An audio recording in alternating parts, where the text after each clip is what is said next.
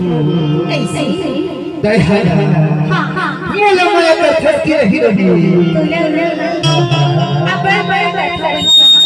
सुन कैसा जब धसिया दहना कौरी न बजा बेका चिट्ठी आजा कबर जान धस नदी हमर गांव के लट्ठा में लट्ठे नदी तबे थे बता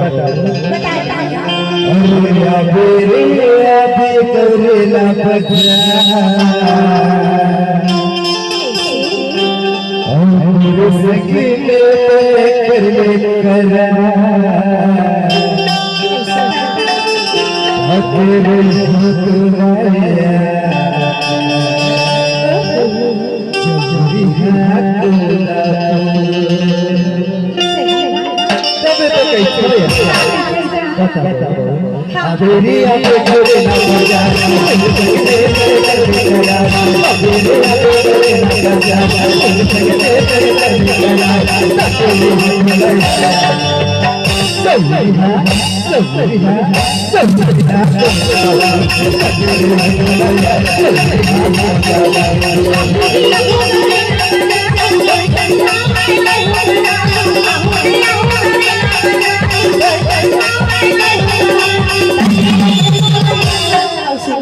का हो बता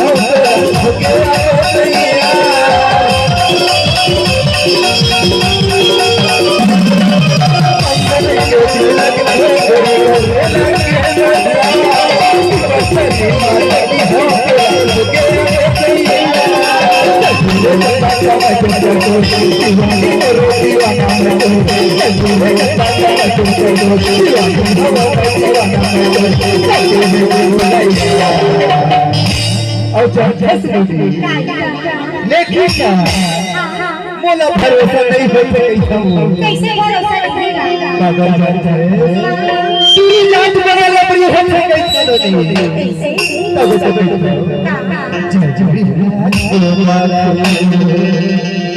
यार तके नहीं है बोला